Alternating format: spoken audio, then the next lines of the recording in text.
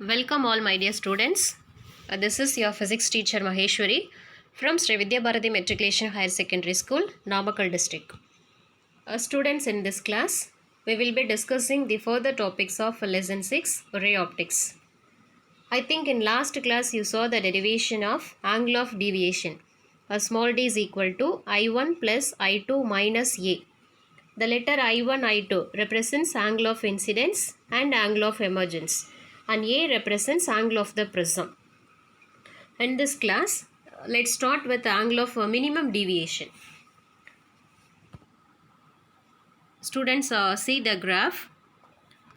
In this, the angle of deviation, that is a small d, varies with respect to angle of incidence. So we have angle of deviation is taken in y-axis and angle of incidence I1 is taken in x-axis.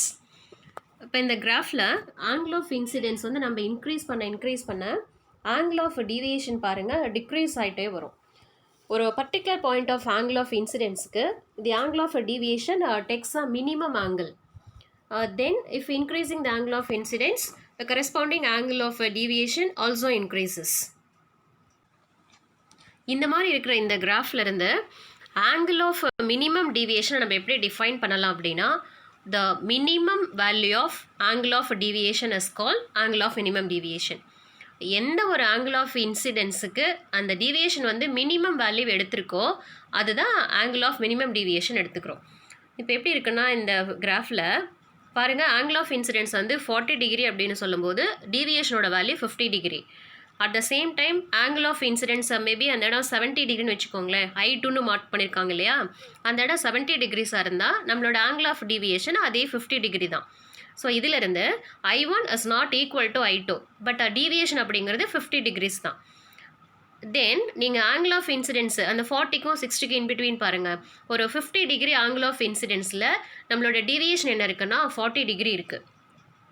அந்த 40 டிகிரிஸில் angle of incidence is equal to angle of emergence. நீங்கள் இந்த இடத்த I1, I2 தனித்தனியாக represent பண்ணி காமிக்க முடியாது. So at angle of minimum deviation the angle of incidence is equal to angle of emergence. இந்த ஒரு பாயிண்ட் நம்ம அதுக்கு அடுத்தது எடுத்துக்கிறோம்.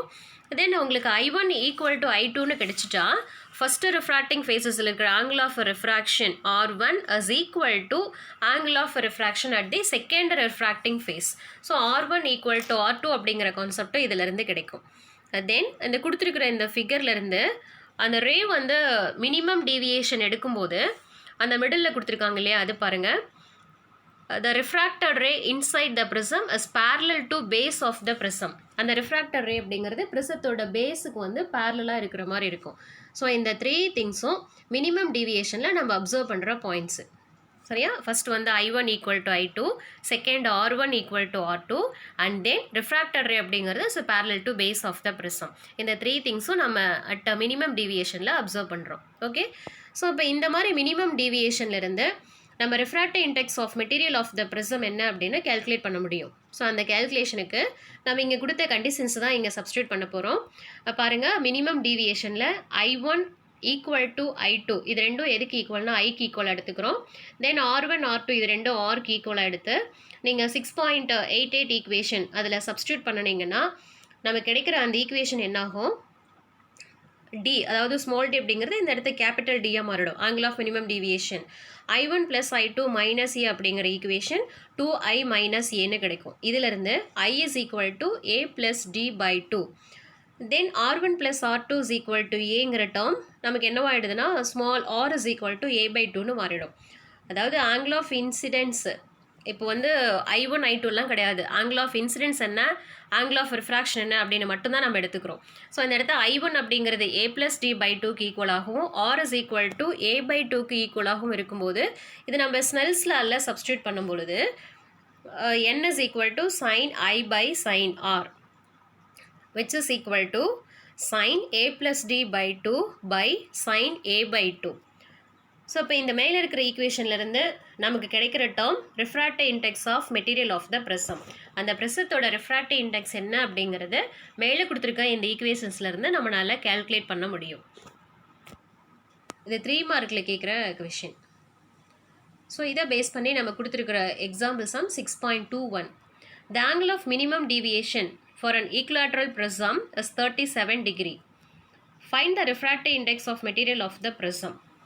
நமக்கு ஆங்கிள் ஆஃப் ப்ரிசம் அப்படின்னாவே அது 60 டிகிரி தான். இங்கே மினிமம் டீவியேஷன் அப்படின்னு சொல்லும்போது 37 டிகிரி கொடுத்துருக்குறாங்க. ஸோ இந்த ரெண்டு டேட்டாவை எடுத்து நம்ம ரிஃப்ராக்டிவ் இண்டெக்ஸ் ஃபார்முலாவில் சப்ஸ்டியூட் பண்ணும்போது நமக்கு கிடைக்கிற ஆன்சர் 1.5. ஸோ ப்ரிசம் அப்படின்னாவே is made up of glass or plastic அப்படின்னு சொல்கிறோம். இது வந்து ஒரு கிளாஸுக்கு வந்து ரிஃப்ராக்டிவ் இண்டெக்ஸ் அப்படிங்கிறது கண்டிப்பாக எவ்வளோ இருக்கும்னா 1.5 தான் இருக்கும், ஆர் 3/2 அப்படின்னு சொல்லலாம். ஸோ இந்த இடத்த ஃபார்முலா படி கொடுக்கும்போது நமக்கு கிடைக்கிற answer the refractive index of material of the prism is equal to 1.5.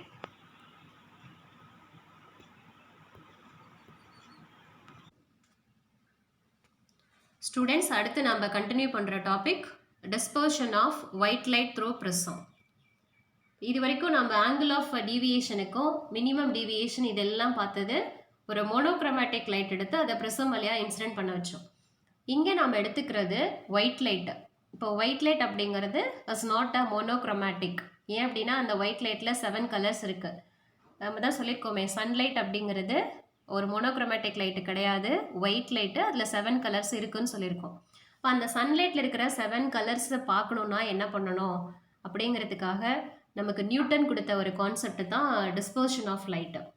இப்போ இந்த இடத்த டிஸ்பர்ஷன் சொல்லும் போது என்ன பண்ணணும், ஒரு ஒயிட் லைட் எடுத்து ஒரு ப்ரிசம் வழியாக நீங்கள் இன்சிடென்ட் பண்ண வச்சிங்கன்னா அதில் இருக்கிற கலர்ஸ் எல்லாமே பிரிஞ்சிடும், டிஸ்போஸ் ஆகும். ஸோ இந்த மாதிரி டிஸ்போஸ் ஆன பிறகு நம்ம கிடைக்கிறது ஸ்பெக்ட்ரம், பேட்ச் ஆஃப் கலர்ஸ் அப்படின்னு சொல்கிறோம் இல்லையா, அதுதான் இந்த இடத்து. நம்ம புக்கில் இருக்கிற டெஃபினேஷன் பாருங்கள். Dispersion is a splitting of white light into its constituent colors. This band of colors of light is called a spectrum. இப்போ இந்த ஸ்பெக்ட்ரம் கிடைக்குது அப்படின்னு சொன்னோம் இல்லையா, இன்னும் கீழே இருக்கிறது போல தான். ஒயிட் லைட்டு ப்ரிசம் வழியாக இன்சிடென்ட் ஆகுது, 7 கலர்ஸ் பிரிஞ்சிருச்சு. இதில் லீஸ்ட் டீவியேஷன் அப்படின்னு பார்க்கும்போது ரெட்டு ஸ்டார்டிங்லேயே கிடைச்சிருச்சு. அதுக்கப்புறம் இருக்கிற கலர்ஸு அண்ட் லாஸ்ட்டாக நமக்கு கிடைச்சது ஒரு மோஸ்ட் டீவியேட்டட் கலர் அப்படின்னு சொல்லும் போது வயலட் கலர் தான். அதனோட டீவியேஷன் ரொம்ப ஜாஸ்தி, ரெட் கலருக்கு ரொம்ப வந்து டீவியேஷன் வந்து ரொம்ப கம்மி தான். ஸோ இந்த மாதிரி இருக்கிற எல்லா கலர்ஸையுமே அரேஞ்ச் பண்ணி நம்ம நிமோனிக்ஸ், அதாவது விப்ஜிஆர் அப்படிங்கிற ஒரு வேர்ட்லேருந்து கலெக்ஷன் ஆஃப் கலர்ஸ் வந்து எடுத்துக்கிறோம். அதுபடி பார்த்தா என்னென்ன கலர்ஸ் இருக்குது அப்படிங்கிறது உங்களுக்கு தெரியும் இல்லையா. ஸோ இந்த இடத்த ஏன் வந்து இந்த ஒயிட் லைட்டை ப்ரிசத்துக்குள்ளே போகும்போது இந்த மாதிரி பிரியணும், என்ன காரணம், ப்ரிசம் என்ன பண்ணுறதுனால இந்த மாதிரி டிஸ்பர்ஷன் நடக்குது அப்படின்னு பார்க்கும்போது ஃபஸ்ட்டு நாம் எடுத்துக்கிற ஒரு கான்செப்ட் என்ன அப்படின்னா, இந்த ஸ்பெக்ட்ரத்தில் இருக்கிற ஒரு கலர்ஸோட வேவ்லென்த் எல்லாமே பேசிக்காக எதை பொறுத்து இருக்குன்னா நேச்சர் ஆஃப் லைட் சோர்ஸை பொறுத்து தான் இருக்கும். நீங்கள் எந்த மாதிரி சோர்ஸ் ஆஃப் லைட் எடுத்துக்கிறீங்களோ அதிலிருந்து அதனோட வேவ்லென்த் எல்லாம் வேரி ஆகும். ஸோ அப்படி பார்க்கும்போது each colours has a definite wavelength. ஒரு கலருக்கும் ஒரு பர்டிகுலர் வேவ்லென்த் வந்து கண்டிப்பாக இருக்குது. ஸோ அதுபடி பார்த்தா நமக்கு இங்கே கொடுத்துருக்கிறதுல எக்ஸ்ட்ரீம் கலர்ஸுக்கு மட்டும்தான் கொடுத்துருக்காங்க, ரெட் அண்ட் வயலட். இப்போது இங்கே கொடுத்துருக்கிறது படி பார்க்கும்போது red colour has a longest wavelength 700 nanometre. நீங்கள் 700 நானோமீட்டர்னு சொன்னாலும் சரி, 7000 ஆம்ஸ்ட்ராங்னு சொன்னாலும் சரி, ரெண்டுமே ஒரே நியூமெரிக்கல் வேல்யூ தான் எடுக்கும். அண்ட் தென் வயலட் கலர், இது வந்து லீஸ்ட் டீவியேஷன். இதனோட வேவ்லென்த் அப்படின்னு பார்க்கும்போது ஷார்ட்டஸ்ட் வேவ்லென்த் தான் இருக்கிற எல்லா கலர்ஸ்லையும், which is equal to 400 nanometre. சரியா? இப்போது நம்ம ப்ரிசத்துக்குள்ளே பாருங்கள், ஒரு கலரும் ஒரு வேவ்லென்த்தில் போகுது, ஒரு வேவ்லென்த் இருக்குது, அதனால அதோட ஸ்பீடும் வந்து வேரி ஆகும். எல்லா கலர்ஸும் ஒரே ஸ்பீடில் போகிறதில்ல. அந்த ப்ரிசத்துக்குள்ளே போகும்போது அதனோட வேவ்லென்த்துக்கு ஏற்ற மாதிரி அதோட ஸ்பீடு, அந்த வெலாசிட்டி வந்து வேரி ஆகிறதுனால தான் டிஸ்பர்ஷனே நடக்குது இல்லையா. இப்போது ரெட் கலர் லைட் வந்து 700 நானோமீட்டர், இதனோட ஸ்பீடு வந்து ரொம்ப ஜாஸ்தி இருக்கும் அந்த மீடியம் அப்படிங்கிற ப்ரிசத்துக்குள்ளே. ஏன்னா ப்ரிசம்ங்கிறது ஒரு மீடியம் தானே, 1.5 ரிஃப்ராக்டிவ் இண்டெக்ஸ் இருக்கிற ஒரு மீடியம். தென் வயலட் அப்படின்னு சொல்லும்போது 400 நானோமீட்டர், இதனோட வேவ்லென்த் அதை விட குறைவாக இருக்கிறதுனால the speed of violet comparing with ரெட்டை கம்பேர் பண்ணும்போது ரொம்ப குறைவாக தான் இருக்கும். சரியா? ஆனால் பாருங்கள், இந்த ஒயிட் லைட் வந்து நீங்கள் வேக்கும் வழியாக அனுப்பும்போது வெற்றிடம், நத்திங் இஸ் தேர் இல்லையா, அது வழியாக அனுப்பிச்சிங்கன்னா இதனோட வெலாசிட்டிஸ் எல்லா கலர்ஸுக்கும் ஒரே மாதிரி தான் இருக்கும். சரியா? அதுதான் கடைசி கொடுத்துருக்கிறது. The speed of light is independent of wavelength in vacuum. ஏன் அப்படின்னா அந்த வேக்கம் அப்படிங்கிறது இஸ் அ நான் டிஸ்பர்சிவ் மீடியம் இல்லையா, அது வந்து ரிஃப்ராக்டிவ் இண்டெக்ஸ் வேரியாக இருக்கிற ஒரு மீடியம் வந்து கிடையாது. ஸோ அங்கே எல்லா கலர்ஸும் ஈக்குவல் ஸ்பீடில் தான் ட்ராவல் பண்ணும். ஓகே. அடுத்தது இங்கே நம்ம பார்க்குறது என்னன்னா when the white light enters a medium, the red color travels with a high speed and the violet color travels with the least speed because of their wavelength. அதனால தான் ரெண்டுமே directly proportional. wavelength அதிகம்னா velocity அதிகம், wavelength குறைவா இருக்குன்னா அதோட velocity ரொம்ப குறைவா இருக்கும். அதுக்கப்புறம் பாருங்க டிஸ்பர்ஷன் ஏன் நடக்குது அப்படின்னா அதுவும் இங்கே தான் இருக்கு. Different speed for different colours in medium, இதுவும் important point. Then the refractive index of material of the prism is different for different colours இல்லையா. அதாவது refractive index of a prism அப்படின்னா அது வந்து 1.5 தான். ஆனால் அதில் போகிற ஒரு கலர்ஸுக்கும் என்ன ஆகும்னா ரிஃப்ராக்டிவ் இண்டெக்ஸ் வேரி ஆகிட்டே போகும். ஸோ அதுபடி பார்த்தோன்னா வயலட் கலருக்கு ரிஃப்ராக்டிவ் இண்டெக்ஸ் ரொம்ப ஜாஸ்தி, அதே சமயத்தில் ரெட் கலரோட ரிஃப்ராக்டிவ் இண்டெக்ஸ் ரொம்ப ரொம்ப கம்மியாக இருக்கும். ஓகே, நீங்கள் இப்படி ஞாபகம் வச்சுக்கோங்களேன், வேவ் லென்த்தும் ஸ்பீட் ஆஃப் லைட்டும் டைரக்ட்லி ப்ரொபோஷனல், ரிஃப்ராக்டிவ் இண்டெக்ஸ் வந்து அதுக்கு இன்வர்ஸ்லி ப்ரொபோஷனலாக இருக்கும். இப்போது என்னென்ன மாதிரி கலர்ஸுக்கு என்ன மாதிரி ரிஃப்ராக்டிவ் இண்டெக்ஸ் இருக்குது அப்படிங்கிறத இந்த டேபிள் காலத்தில் கொடுத்துருக்குறாங்க இல்லையா. பாருங்கள், வயலட் கலரு அதோட வேவ் லென்த் வந்து 396.9 நானோமீட்டர். இதே வந்து கிரவுண்ட் கிளாஸ் அப்படின்னா அதோட refractive index 1.533. But at the same time flint கிளாஸாக இருந்துச்சுன்னா அதோட ரிஃப்ராக்டிவ் இண்டெக்ஸ் 1.663 இருக்கும். கிரவுண்ட் கிளாஸுக்கும் ஃப்ளின் கிளாஸ் ரெண்டுமே வந்து கிளாஸ் தான், இருந்தாலும் அந்த பர்டிகுலர் கலர்ஸ் ஆஃப் லைட்டுக்கு ஏற்ற மாதிரி ரிஃப்ராக்டிவ் இண்டெக்ஸ் வந்து வேரி ஆகிட்டே போகும். Same type of glass crown கிளாஸே எடுத்துக்கிட்டாலும் ஒரு கலர்ஸுக்கும் பாருங்கள் ரிஃப்ராக்டிவ் இண்டெக்ஸ் வேரி ஆகுது.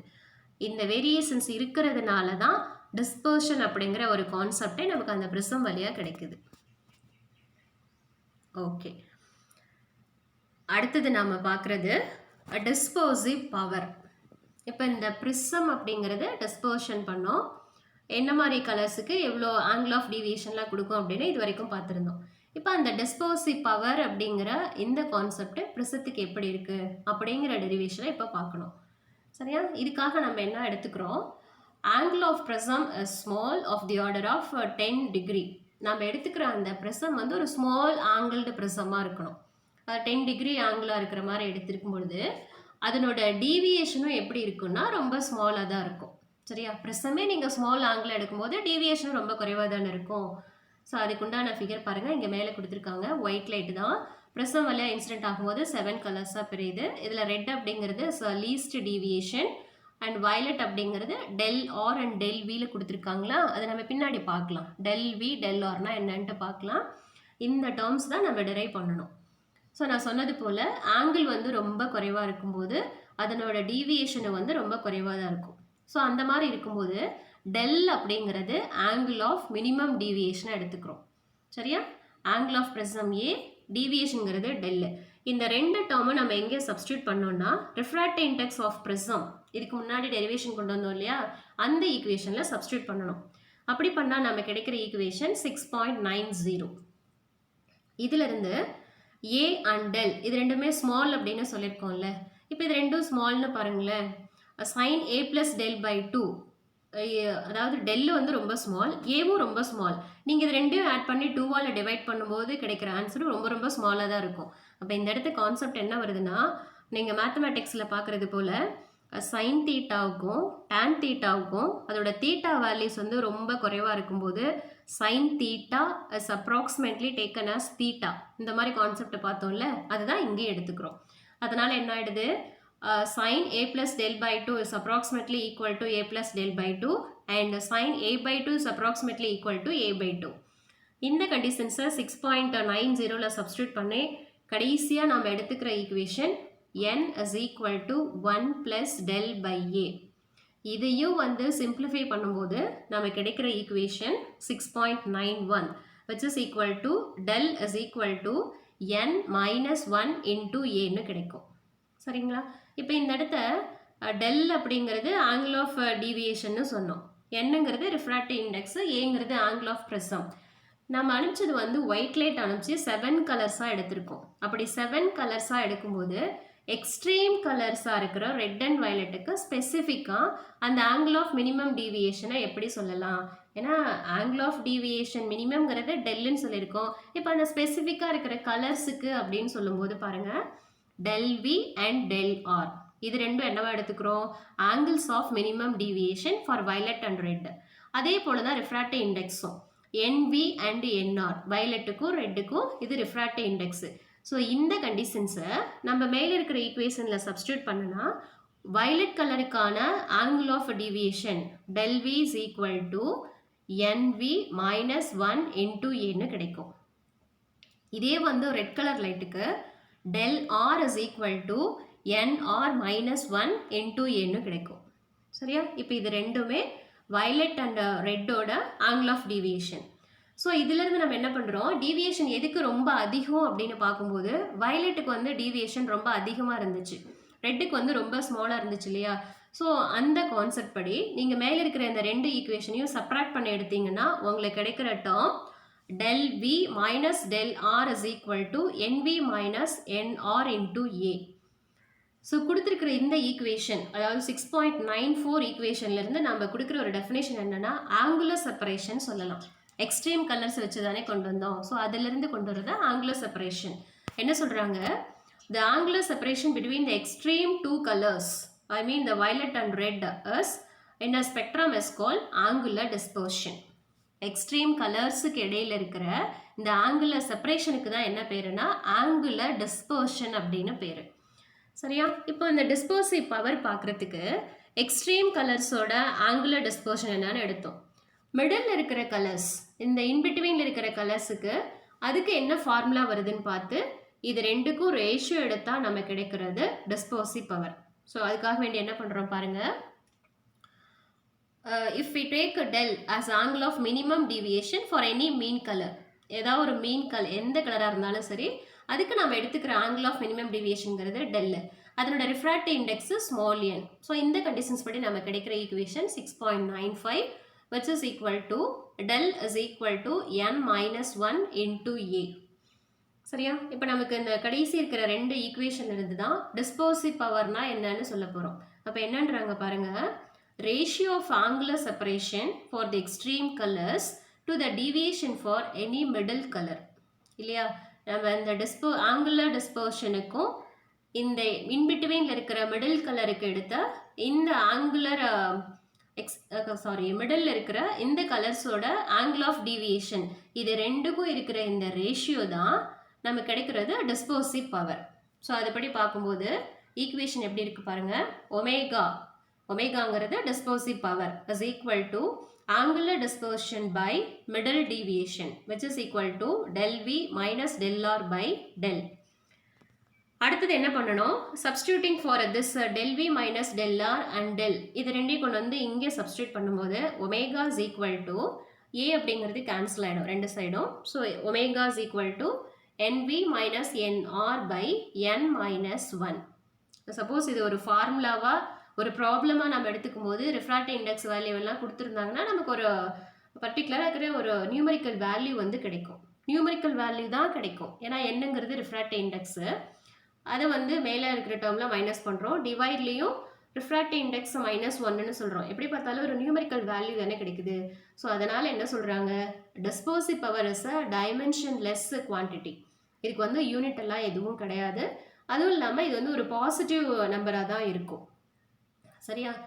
அப்படி இருக்கும்போது இந்த டிஸ்பர்சிவ் பவர் எதெல்லாம் மெயினாக டிபெண்ட் பண்ணியிருக்கு அப்படின்னு பார்க்கும்போது மெட்டீரியலோட, அதாவது nature of material of prism and நேச்சர்லேயே நமக்கு ரிஃப்ராக்டிவ் இண்டெக்ஸும் கிடைச்சிடும். என்ன இங்கே என்ன தான் இருக்குது, எப்படி நேச்சர் ஆஃப் மெட்டீரியல் வரும் அப்படின்னா மெட்டீரியலோட நேச்சர் எப்படி இருக்கோ அதுக்கேற்ற மாதிரி தான் ரிஃப்ராக்டிவ் இண்டெக்ஸ் இருக்கும். And one more thing, it is independent of angle of prism.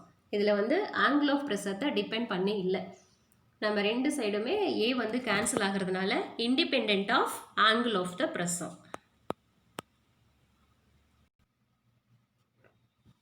அடுத்து இந்த எக்ஸாம்பிள் ப்ராப்ளத்தில் என்ன இருக்குன்னா, ஃப்ளின் கிளாஸ்க்கு ரெட், க்ரீன் அண்ட் வயலட் கலர்ஸோட ரிஃப்ராக்டிவ் இண்டெக்ஸ் எல்லாம் கொடுத்துருக்காங்க. இதிலிருந்து அதோட டிஸ்பர்சிவ் பவர் என்ன அப்படின்னு ஃபைண்ட் அவுட் பண்ணணும். ஸோ கொடுத்துருக்கிற டேட்டாஸ் எல்லாம் எழுதிட்டு டிஸ்பர்சிவ் பவர் ஃபார்முலா சப்ஸ்டியூட் பண்ணி வேல்யூ கொண்டு வரும்போது நம்ம கடைசி கிடைக்கிற அந்த dispersive power omega is equal to 0.0306 அப்படின்ற ஒரு ஆன்சர் வந்து கிடைக்கும்.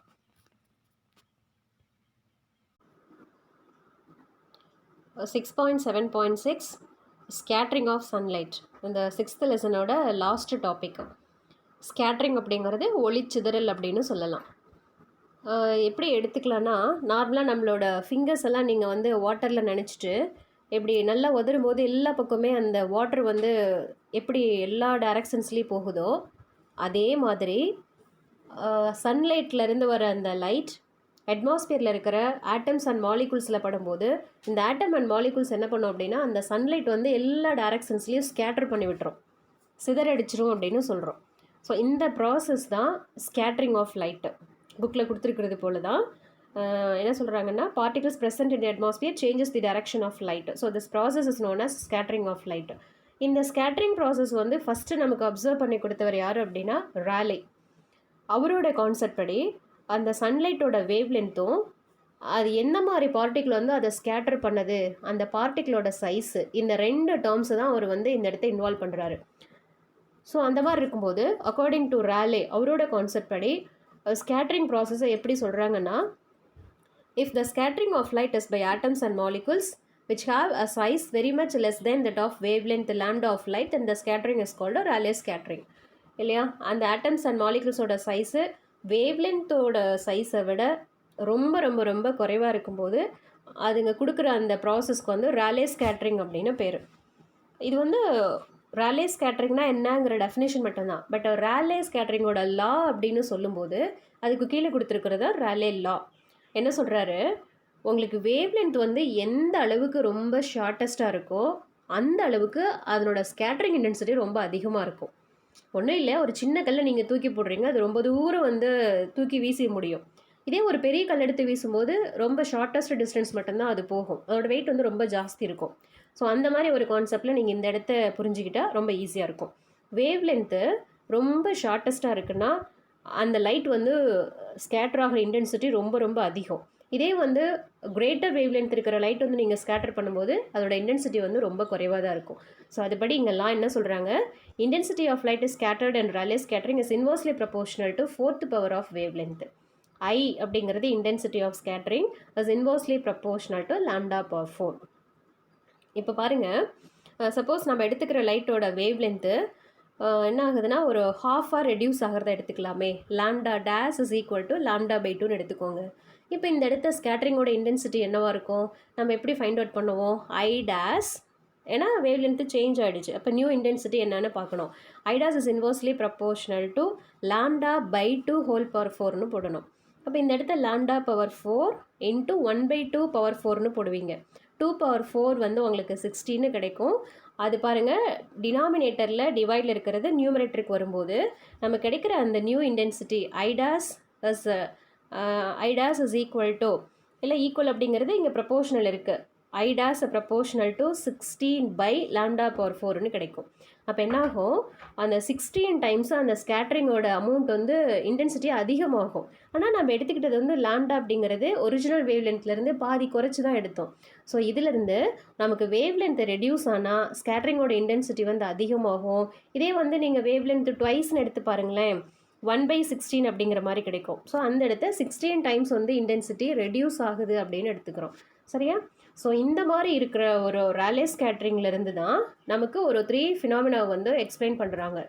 அதில் ஃபஸ்ட்டு எடுத்துக்கிறது why the sky appears in blue colour during day time, and second during sunrise and sunset the sky appears reddish, and third வந்து க்ளவுட்ஸ் வந்து நம்ம பார்க்குறதுக்கு ஒயிட் கலராக இருக்குது. நார்மல் டேஸில் நான் சொல்கிறேன், இந்த மழை வர சமயத்தில் நான் சொல்லலை. ஸோ இந்த நார்மல் டேஸில் வந்து க்ளவுட்ஸ் எல்லாம் ஒயிட்டாக இருக்குது. ஸோ இந்த 3 ஃபினாமினாவும் நம்ம எக்ஸ்பிளைன் பண்ணுறது ஃபிசிக்ஸோட ஸ்கேட்டரிங் அப்படிங்கிற கான்செப்ட் மூலமாக தான்.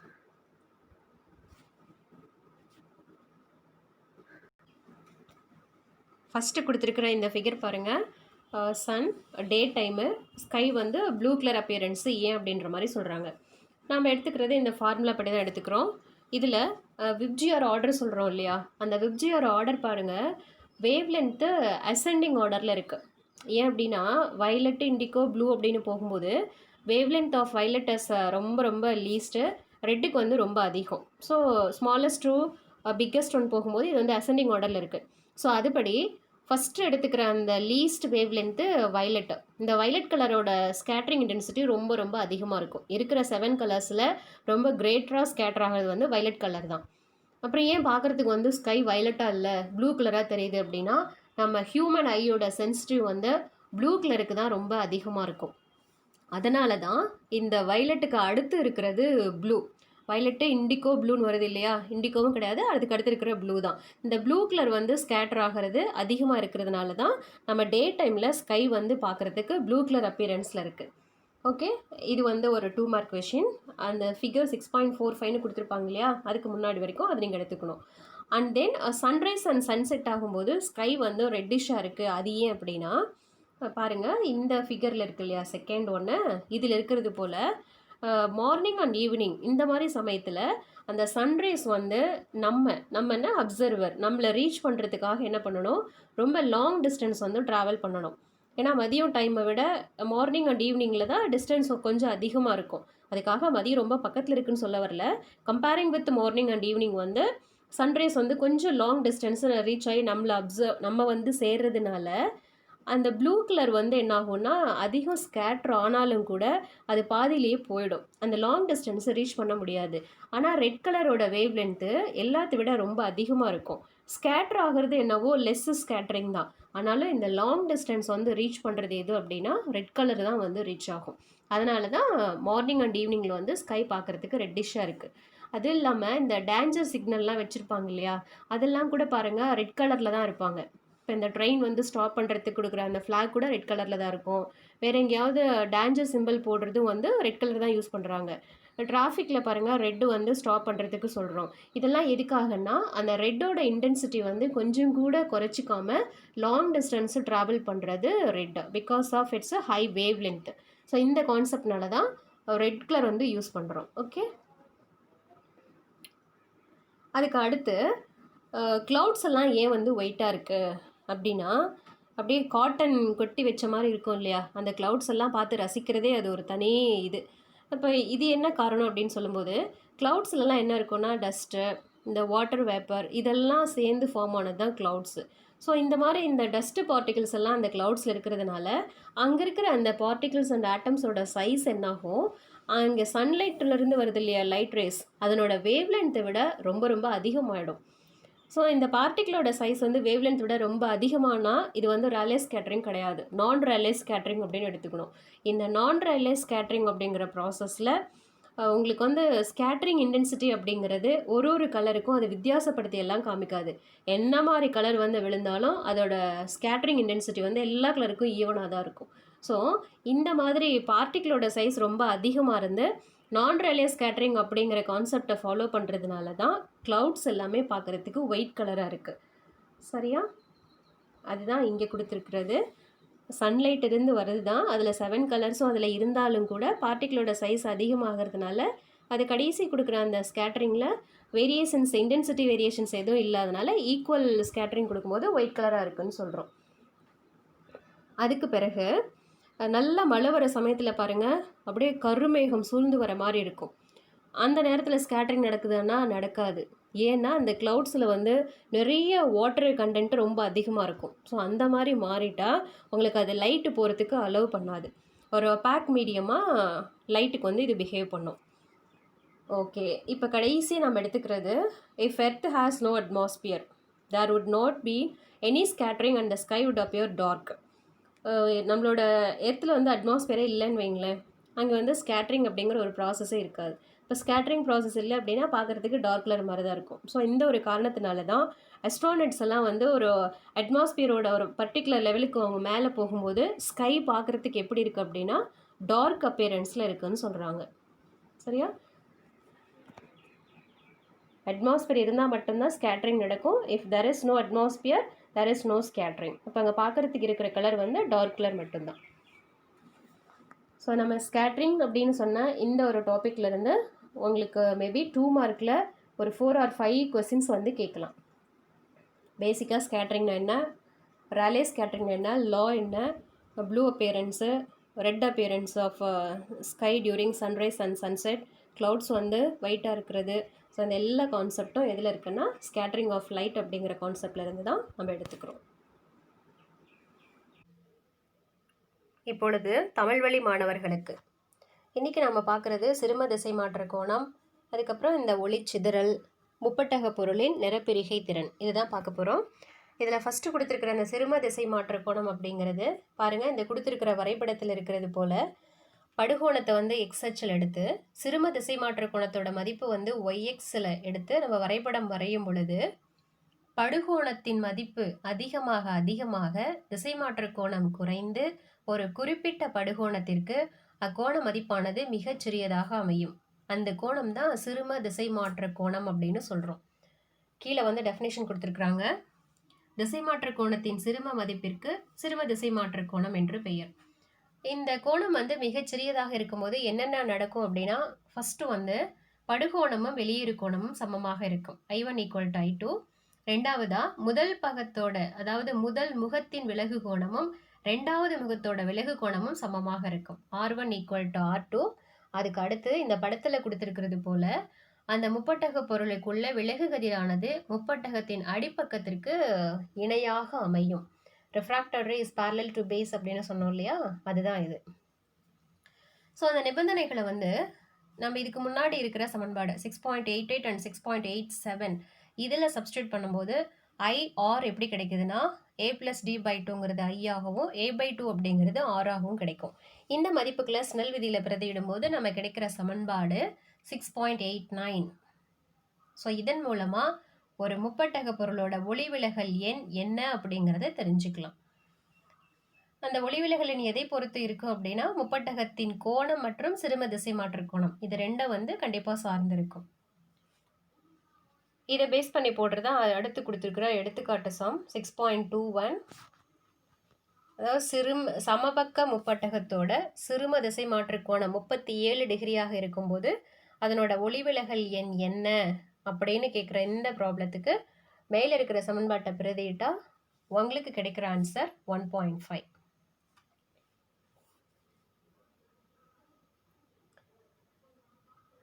அடுத்து முப்பட்டகத்தின் வழியாக செல்லும் வெள்ளை ஒளியின் நிறப்பிரிகை. முப்பட்டகத்தின் வழியா ஒற்றை நிற ஒளியை செலுத்தி தான் இதுக்கு முன்னாடி வரைக்கும் பார்த்தோம். இப்போ நம்ம எடுத்துக்கிறது வெள்ளை ஒளி. வெள்ளை ஒளி அப்படிங்கிறது 7 வண்ணங்களை தன்னுள் அடக்கிய ஒரு ஒளி. அது வந்து ஒற்றை நிற ஒளின்னு சொல்லக்கூடாது. ஸோ அந்த மாதிரி இருக்கிற ஒரு வெள்ளை நிற ஒளியை வந்து முப்பட்டகத்தின் வழியாக அனுப்பும் பொழுது நிறப்பிரிகையானது ஏற்படும். எப்படின்னா வெள்ளை ஒளியில் உள்ள வண்ணங்கள் தனித்தனியாக பிரியும் நிகழ்வுக்கு நிறப்பிரிகை என்று பெயர். அப்போ அந்த மாதிரி பிரிஞ்ச அந்த வண்ணங்களோட தொகுப்புக்கு என்ன பேருனா நிறமாலை அப்படின்னு பேர். சரிங்களா? இப்போ இந்த நிறமாலை வந்து நீங்கள் ஒரு வெள்ளை திரையில் எடுத்து பார்க்கும்போது நமக்கு விப்ஜிஆர் அப்படிங்கிற வரிசையில் வண்ணங்களோட தொகுப்புகள் வந்து கிடைக்கும். இந்த உருவான இந்த வண்ணங்களில் ஊதா நிற வண்ணமானது அதிக திசை மாற்ற கோணத்தையும் சிவப்பு வண்ணமானது குறைந்த திசை மாற்ற கோணத்தையும் பெற்றிருக்கும். சரி, இப்போ அடுத்து என்ன பண்ணணும், இந்த நிறமாலையில் கிடைக்கிற வண்ணங்கள் அப்படிங்கிறது நீங்கள் எந்த மாதிரி ஒளி மூலத்தை எடுத்துக்கிறீங்களோ அதனோட தன்மையை மட்டுமே பொறுத்து இருக்கும். அதுவும் இல்லாமல் அதில் கிடைக்கிற அந்த ஒவ்வொரு வண்ணங்களுக்கும் ஒரு வரையறுக்கப்பட்ட அலைநீளமானது இருக்கும். அந்த அலைநீள எல்லைக்குள்ளே தான் நம்மளோட பார்வையோட திறனே இருக்குது. சரியா? அப்படி இருக்கும்போது சிவப்பு நிற ஒளின்னு சொல்லும்போது அலைநீளம் 700 நானோமீட்டர், ஊதா நிறம் அப்படின்னு சொன்னால் 400 நானோமீட்டர். ஸோ இந்த மாதிரி ஒரு ஒரு கலருக்கும் ஒரு ஒரு வேவ் லென்த்துன்னு சொல்கிறோம் இல்லையா, அலைநீளம் இருக்கிறதுனால தான் அந்த கண்ணாடி முப்பட்டத்தின் வழியாக இந்த ஒளிக்கதிர்கள் செல்லும் பொழுது நிறப்பிரிகை அடையுது. எப்படின்னா இப்போ நீங்கள் அது வழியாக வந்து ஒளிக்கற்றையை செலுத்தும் போது ஊதா கதிர் வந்து அதனோட திசைவேகம் பாருங்கள், ஊதா ஒளிக்கற்றை வந்து சிவப்பு ஒளிக்கற்றையை விட குறைவாக இருக்குன்னு சொல்கிறாங்க. அந்த வயலட்டுக்கு வந்து வெலாசிட்டி ரொம்ப கம்மி. ஏன் அப்படின்னா அதோட வேவ் லென்த்தும் ரொம்ப கம்மியாக இருக்கும். ஆனால் ரெட் கலரோட அலைநீளம் அதிகமாக இருக்கிறதுனால இதனோட திசைவேகமும் அதிகமாக இருக்கும். அதிகமாக இருக்கிறதுனால தான் அது குறைவான கோணத்தில் வந்து போகுது. சரியா? அடுத்து கீழே கொடுக்குறதுல என்ன இருக்குன்னா, வெவ்வேறு அலைநீளங்கள் கொண்ட ஒளி முப்பட்டகத்தின் வழியாக வெவ்வேறு திசைவேகத்தில் செல்றதுனால தான் நிறப்பிரிகை இருக்குது. இது ரொம்ப இம்பார்ட்டன்ட், நம்ம சொன்னது தான். இப்போ வேறு எப்படி சொல்லலாம் அப்படின்றாங்கன்னா, ஒளிவிலகல் எண்ணானது வெவ்வேறு வண்ணங்களுக்கு வெவ்வேறாக இருக்குது, அதனாலையும் இது வந்து நிறப்பிரிகை அடையுதுன்றாங்க. அப்போ அந்த ஒளிவிலகல் எண் அப்படின்னு பார்க்கும்போது ஊதா வண்ணத்துக்கு வந்து ஒளிவிலகல் எண் அதிகமாக இருந்தால் குறைவான வேகத்தில் போகும். சிவப்பு வண்ணத்துக்கு ஒளிவிலகல் எண் ரொம்ப கம்மி. ஸோ அதனால் அதனோட வேகம் வந்து அதிகமாக இருக்குது. சரியா? ஆனால் நீங்கள் வந்து வெற்றிடம் அப்படின்னு சொல்லும்போது எந்த கலர் அனுப்பிச்சாலும் எல்லா கலரோட திசைவேகமும் சமமாகத்தான் இருக்கும். சரியா? அந்த வெற்றிடத்தில் வந்து உங்களுக்கு நிறப்பிரிகை எல்லாம் எதுவும் கிடையாது, அது டிஸ்போஸும் பண்ணாது. அது வந்து ஒரு மீடியமே கிடையாது வெற்றிடம் அப்படிங்கிறது. அடுத்து நம்ம எடுத்துக்கிறது நிறப்பிரிகை திறன் அல்லது பிரிதிறன்.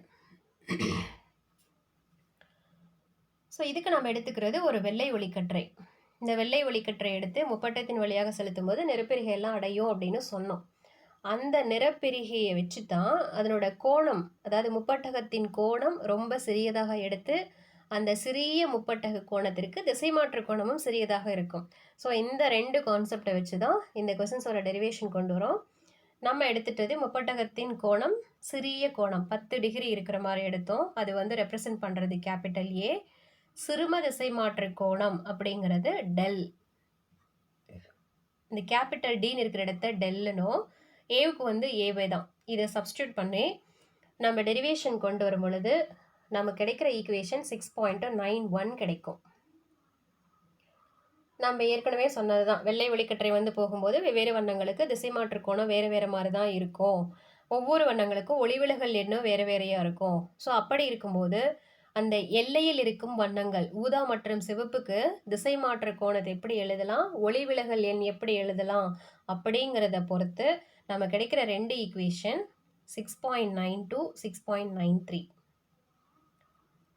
ஸோ இந்த 2 ஈக்குவேஷன்ஸ்ல இருந்தும் ஊதா வண்ணத்துக்கு சிறும திசை மாற்று கோணம் சிவப்பு வண்ணத்தின் சிறும திசை மாற்று கோணத்தை விட அதிகமாக இருக்கும். ஏன்னா ஊதா வந்து கீழே இருக்கு இல்லையா? ஸோ இப்போ இது 2ஐயும் சப்ராக்ட் பண்ணி எழுதும்போது நம்ம கிடைக்கிற term del v minus del r is equal to NV minus NR into A. இந்த சமன்பாட்டிலிருந்து என்ன சொல்கிறாங்கன்னா கோண நிறப்பிரிகை அப்படின்னா என்னன்றாங்க. கோண நிறப்பிரிகை அப்படிங்கிறது 2 எல்லை வண்ணங்களுக்கு இடையே இருக்கிற அந்த கோண பிரிகை தான். சரியா? del v மைனஸ் del rங்கிறோம்ல, அதுக்கு தான் என்ன பேருன்னா கோண நிறப்பிரிகைன்னு பேர். கடைக்கோடியில் இருக்கிற வண்ணங்களின் கோணங்களுக்கு இடையேயான அந்த வேறுபாடு. இது என்ன பண்ணணும், மிடில் இருக்கிற ஏதோ ஒரு கலர், அது எதுவாக இருந்தாலும் சரி, அந்த கலருக்கு அதனோட ஒளிவிலகல் எண் மற்றும் திசை மாற்று கோணம் இதை பொறுத்து del is equal to n minus 1 into ஏன்னு கிடைக்குது இல்லையா? இந்த டேர்மால் டிவைட் பண்ணும்போது நமக்கு கிடைக்கிறது முப்பட்டகத்தோட நிறப்பிரிகை திறன் ஒமேகா வந்து கிடைக்கும். வரையறை எப்படி இருக்கு பாருங்களேன். 2 எல்லை வண்ணங்களுக்கான கோண நிறப்பிரிகைக்கும் மைய வண்ணம் ஒன்றின் திசை மாற்று கோணத்திற்கும் உள்ள தகவு நிறப்பிரிகை திறன் அல்லது பிரிதிறன்.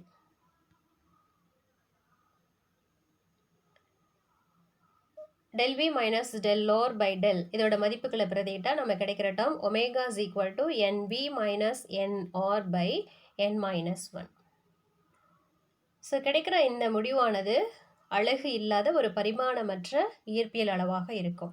இது எப்போதுமே நேர்குறி மதிப்பை பெற்றிருக்கும். முப்பட்டக கோணத்தை சார்ந்து அல்லாமல் முப்பட்டக பொருளின் தன்மையை மட்டுமே சார்ந்திருக்கும். இது 5 மார்க்ல கேட்குற ரொம்ப இம்பார்ட்டன்ட் கொஷின்.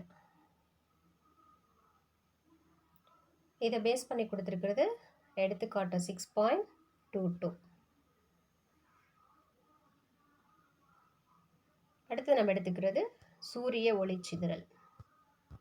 ஒளிச்சிதறல் அப்படிங்கிறது வளிமண்டலத்தில் இருக்கிற அந்த வளிமண்டல துகள்கள் அதன் மீது நுழையும் சூரிய ஒளியின் திசையை வந்து மாற்றும் நிகழ்விற்கு ஒளிச்சிதறல் அப்படின்னு பேர். அதாவது ஒளியோட அலைநீளத்தை விட, சூரிய ஒளியிலிருந்து வரும் அந்த ஒளியின் அலைநீளத்தை விட மிகவும் குறைவான அளவுடைய அணுக்கள் மற்றும் மூலக்கூறுகளினால் ஏற்படும் ஒளிச்சிதறலுக்கு ராலே ஒளிச்சிதறல்னு பேர். சரியா? இதனோட விதி அப்படின்னு சொல்லும்போது என்ன சொல்கிறாங்க, ஒளிச்சிதறலில் சிதறலடைந்த ஒளியின் சரிவானது அலைநீளத்தின் 4 மடி மதிப்பிற்கு எதிர் தகவல் இருக்கும். இதுதான் விதி. I is inversely proportional to lambda power 4. இதை வச்சு தான் பகல் நேரத்தில் வந்து ஏன் வானம் வந்து நீல நிறமாக தெரியுது, சூரிய உதயம் மற்றும் மறைவின் போது ஏன் வந்து சிவப்பாக தெரியுது, மேகங்கள் ஏன் வெண்மை நிறமாக தெரியுது அப்படிங்கிற எல்லா கொஸ்டின்ஸ்க்கும் நம்ம வந்து ஆன்சர் பண்ண முடியும். அதில் ஃபஸ்ட் எடுத்துக்கிறது என்னென்னா, இந்த பகல் நேரத்தில் குறைந்த அலைநீளம் இருக்கிற நீல வண்ணம் வளிமண்டலத்தில் இருக்கிற அந்த துகள்களினால் சிதறலடைந்து முழுவதுமாக சிதறலடைஞ்சு போயிடும். அதுவும் இல்லாமல் நம்மளோட கண்களுக்கு வந்து எது உணர்வு நுட்பம் அதிகம் அப்படின்னா ஊதா வண்ணத்தை விட நீல வண்ணம் தான் சென்சிட்டிவிட்டி ரொம்ப ஜாஸ்தி.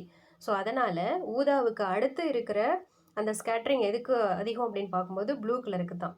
அதனால தான் நம்ம டே டைமில் பார்க்கும்போது ஸ்கை வந்து ப்ளூ கலராக தெரியுது. சூரியன் உதயம் மற்றும் மறைவில் ஏன் வந்து ரெட்டாக இருக்குன்னா அதிக அலைநீளம் கொண்டது சிவப்பு நிறம் தான். இந்த குறைந்த அலைநீளம் கொண்ட நீல நிற ஒளி வந்து சிதறலடைஞ்சு காணாமல் போயிடும். அப்போ நம்மளை வந்து சேர்றது எது அப்படின்னா அந்த ஹை வேவ் லென்த் இருக்கிற ரெட் கலர் தான் வந்து நம்மளை ரீச் ஆகும். அதனால தான் சன்ரைஸ் அண்ட் சன்செட்டில் ஸ்கை வந்து பார்க்குறதுக்கு ரெட்டிஷாக தெரியுது அப்படின்றாங்க.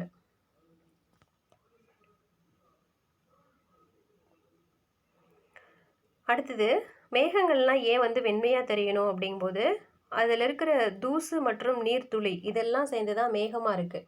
அப்போ அந்த துகள்களோட அளவு அதன் படும் ஒளியின் அலைநீளத்தை விட மிக அதிகமாக இருக்கும். அப்போ இந்த மாதிரி பெரிய துகளில் போய் ஒளி சிதறல் அடைஞ்சதுன்னா அந்த ஒளி செறிவானது எல்லா நிற வண்ணங்களுக்கும் ஒரே மாதிரி தான் இருக்கும். அந்த ஒளிச்சிதறலோட செறிவில் வந்து மாற்றமே இருக்காது. அப்படி மாற்றம் இல்லை அப்படின்னு சொல்லும்போது மேகங்கள் வந்து வெண்மை நிறமாக காட்சியளிக்கும் நமக்கு. ஆனால் மழை மேகங்கள் வந்து கருமையாக இருக்கிறதுக்கு என்ன காரணம்? அதில் இருக்கிற நீர்த்துளிகள் அதெல்லாம் ஒன்று சேர்ந்து அந்த மழை மேகத்துக்குள்ளே ஒளி புகாத அளவுக்கு, அதாவது ஒளி புகா பொருளாக அதை மாற்றிடுது அப்படின்றாங்க. ஒருவேளை நம்மளோட புவியை சுற்றி வளிமண்டலமே இல்லைன்னு வச்சுக்கோங்களேன், அது பார்க்குறதுக்கு எப்படி இருக்குன்னா கருப்பு கலரில் இருக்கும். சரியா? மேலே போகிற அஸ்ட்ரானட்ஸ்க்குலாம் எப்படி தெரியுது அப்படின்னா பிளாக்காக தான் தெரியும். ஒரு பர்டிகுலர் அட்மாஸ்பியர் லெவலுக்கு மேலே போயிட்டாங்கன்னா ஸ்கை பார்க்குறதுக்கு பிளாக்காக தான் தெரியும். ஏன்னா அங்கே ஒளிச்சிதறல் கிடையாது. அடுத்தது வானவில் வந்து எவ்வாறு உருவாகுது அப்படின்னு ஒரு கொஸ்டின்ஸ் புக் பேக்கில் இருக்கு.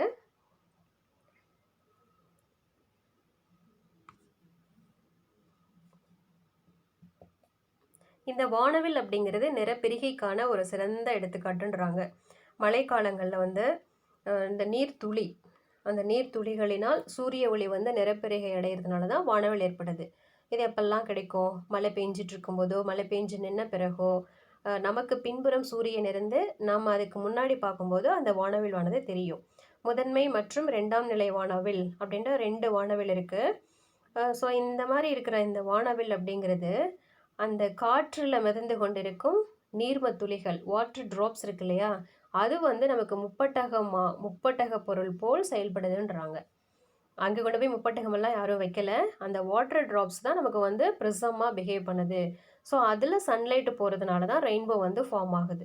இதில் முதன்மை வானவில் அப்படின்னு சொல்லும்போது ஊதாவிலிருந்து சிவப்பு நிறம் வரைக்கும் இருக்கும். அதனோட பார்வை கோணம் எதுன்னா 40லிருந்து 42 டிகிரி வரைக்கும். முதன்மை வானவிலுக்கு வெளிப்புறமாக இருக்கிறது தான் துணை வானவில். ஸோ அதுக்குள்ள நீர்ம துளியில் வந்து சூரிய ஒளி 2 முறை முழுவாக எதிரொலிப்பு அடையணும். பிரைமரி ரெயின்போக்கு வந்து ஒரே ஒரு தரம் முழுவாக எதிரொலிப்பு அடைஞ்சால் போதும். இது கீ பாயிண்ட் இந்த இடத்த. ஸோ 2 தரம் முழுவாக எதிரொலிப்பு அடைகிறதுனால அங்கே தெரிகிற அந்த சிவப்பு வண்ணத்திலிருந்து ஊதா வண்ணம் வரைக்கும் இருக்கிற பார்வை கோணம் அப்படிங்கிறது 52 டிகிரியிலேருந்து 54 டிகிரி வரைக்கும் இருக்கும். ஓகே, ஸோ இந்த மாதிரி ஒரு கான்செப்டில் கிடைக்கிறது தான் வானவில். இதில் கொடுத்துருக்காங்க பிரைமரி அப்படின்னு சொல்லும்போது அந்த வெள்ளை ஒளி போயிட்டு ஒரே ஒரு முழுவாக எதிரொலிப்பு, ஊதாவிலிருந்து சிகப்பு வரைக்கும் 40 to 42 பார்வை கோணம். துணை வானவில் அப்படின்னா மலைத்துளிகள் 2 முறை முழுவாக எதிரொலிப்பு, சிவப்பு முதல் ஊதா நிறம் வரைக்கும் பார்வை கோணமானது 52லிருந்து 54 டிகிரி இருக்கிற வரைக்கும். ஓகே, இது கீ பாயிண்ட்.